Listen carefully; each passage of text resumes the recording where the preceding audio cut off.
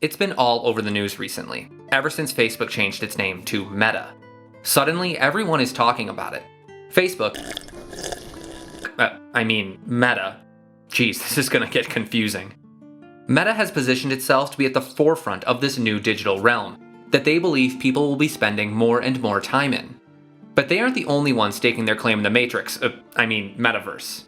Plenty of other companies are focusing their sights on this new economy. There are proponents and detractors, just like any other advancement in technology, but things are really starting to heat up. So let's talk a little bit more about the Metaverse and the major players involved. By the way, this video is not sponsored. And just for clarification, I've always been skeptical of the big players in this space. So even though I may talk about the pros and cons of a certain product, I'm definitely not getting paid for it. Though, maybe I should be? Anyway. When looking at the major players in this space, there's a fairly obvious split. Those that enable the creation of virtual spaces, and those that aim to sell those virtual spaces in the form of communities to end users. First, let's look at the companies that are focused on building communities, as I think that's going to be the major catalyst to bringing VR into the mainstream. First up, we have Facebook. Meta, God, this is gonna kill me. Back in 2014, Facebook acquired a company called Oculus, which was a virtual reality company that had built its own headset. At the time, VR setups were costly and a pain to set up. They usually required wires and multiple cameras positioned around the room and a large open space. So naturally, I was really skeptical of this acquisition. It seemed totally not in the wheelhouse of the social media giant, and I really thought that they had thrown away nearly $2 billion. But recently, I had the opportunity to try out the new Oculus Quest 2, and let me tell you, it's a game changer. While I still feel pretty weird about wearing a large headset over my eyes, the rest of the experience is vastly improved. Meta completely did away with the external cameras, wires, and external computer that you needed to run the system. Instead, the system is entirely self-contained in the headset and the controllers themselves. For me, the most impressive part about it was that using the headset itself, you could define the play area. This is possible because the headset itself has external cameras that project the room that you're in back at you. This is really crazy. It's a form of augmented reality, unlike really that I had experienced before. Priced at only $300, it seems like Meta is losing money on this project at this point. But I imagine that's okay from a business perspective, because it gets more people interested in and involved in virtual reality, which is really where the company sees itself heading in the future. Using the Oculus, Meta plans to conquer all areas of the digital realm.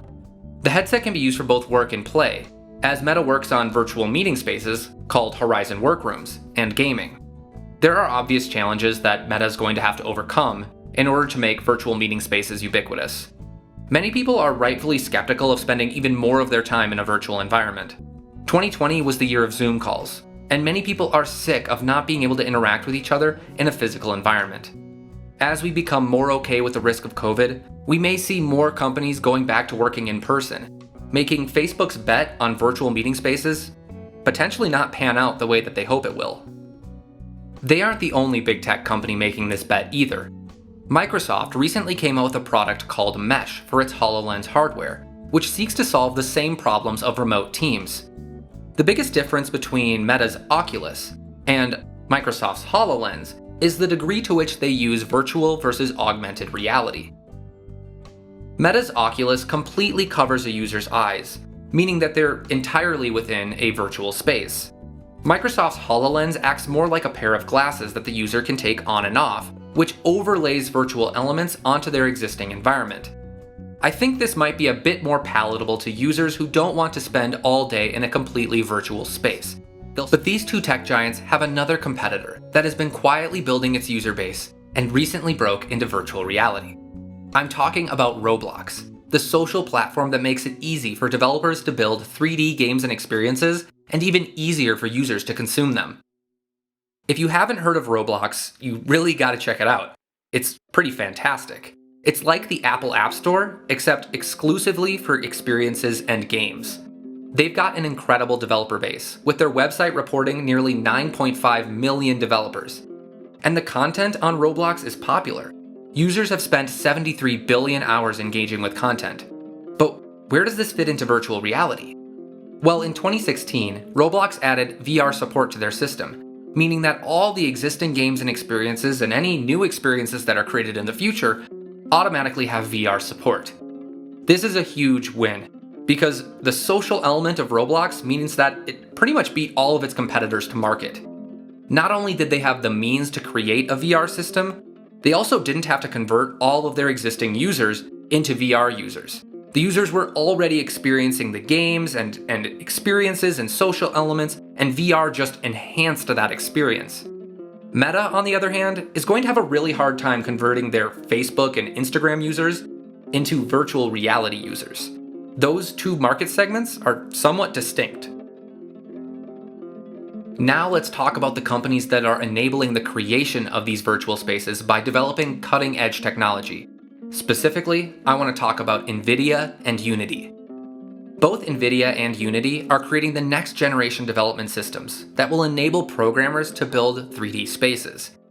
Nvidia calls their product the omniverse, and the biggest selling point is that it's built on top of an open-sourced software product developed by Pixar. Pixar has consistently blown away its viewers with its realistic animation. I remember when I watched my first Pixar film, Toy Story, when I was just a little kid. And on the way home, my parents were raving about how good the animation looked. And since then, the animation has just consistently gotten better and better. The crazy thing about Pixar is that while they were busy making heartwarming films, they were also developing the very technology that those films were made with. And because their hearts are apparently as big as their movies, they've open sourced this technology so developers can start building on top of it. It's called Universal Scene Description, and it's the foundation for Nvidia's Omniverse. It basically enables developers and designers to build realistic 3D spaces. If you look at some of Nvidia's promotional materials, it's really amazing the quality of games that can be made with this. They look like Pixar movies, and they're unlike anything that we've seen before. Nvidia's software ecosystem will be used for all sorts of use cases, but my prediction is that it will be pivotal in the development of experiences, movies, and virtual meeting spaces. As for Unity, they've always been a huge player in the gaming sphere as one of the go-to development platforms for software engineers. Its influence is renowned, with nearly half of all games built on its system. Its primary market has always been mobile gaming, accounting for nearly 60 to 70% of all games created. While its technology has always been a bit behind Epic, its biggest competitor, its support from the mobile development community has allowed it to continue to develop its technology. The platform was never really meant for cutting-edge graphics. Their market edge was providing lots of plugins for developers to use that made making games easier. But recently, Unity made a surprising new announcement. They would be acquiring Weta Digital, a video graphics company that is known for building beautiful scenes and characters. Weta was the brainchild of Peter Jackson, director of the Lord of the Rings trilogy. In fact, all of the CGI in the trilogy was developed by Weta. Jackson would purposefully write scenes into the films that needed CGI, so that his software development team would have something to write graphic software for. The result was a completely integrated system for generating realistic and believable CGI. Since the Lord of the Rings trilogy, the Weta team has worked on other mega blockbuster films, such as Avatar and The Avengers. But as they progressed, they started modularizing pieces of their software development process. And that's where this acquisition starts to make so much sense. Unity has always been known for providing developers with easy-to-use compositional building blocks for developers. And since Weta has modularized its components, Unity should be able to just plug those components into its existing system. This is next level because it should make creating virtual spaces and games way easier for developers. We're about to start seeing some virtual spaces that are truly incredible. So as we saw with both Nvidia and Unity, there seems to be a lot of cross-pollination between graphics used for movies and for gaming. It's actually surprising that it took this long for the link to be made between these two platforms. The metaverse is growing, and there are so many use cases for it. Some of them are fantastic. I love the idea of building virtual communities and interacting with people from all around the world. We're about to see use cases that we haven't even thought up yet. While I think this technology is really cool, I do worry what will happen when virtual reality becomes so indistinguishable from reality that people choose to spend all of their time there.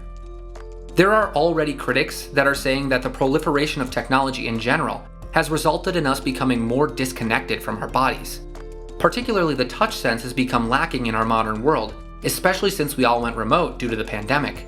If we all start spending all of our time in the virtual space, will we still care about the real world?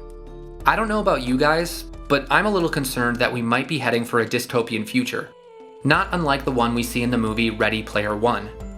You know, the movie where everybody spends all of their time in an online virtual reality game instead of fixing the real problems they have on their planet? Kind of reminds me of the climate crisis that we have going on today.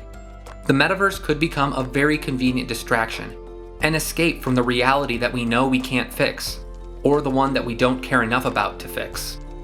Anyway, I'm gonna get off my soapbox about that. Suffice to say that the metaverse is a truly emerging technological sphere, and nobody knows where it's gonna go.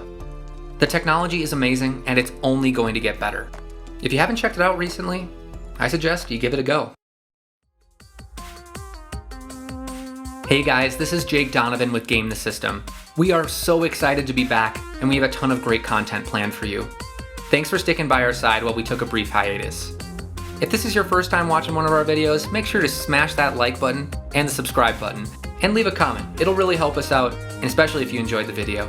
Thanks a lot. Have a good one.